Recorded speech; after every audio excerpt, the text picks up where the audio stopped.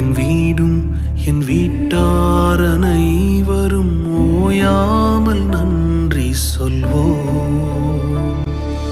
நானும் என் வீடும் என் வீட்டார் அனைவரும் ஓயாமல் நன்றி சொல்வோம்.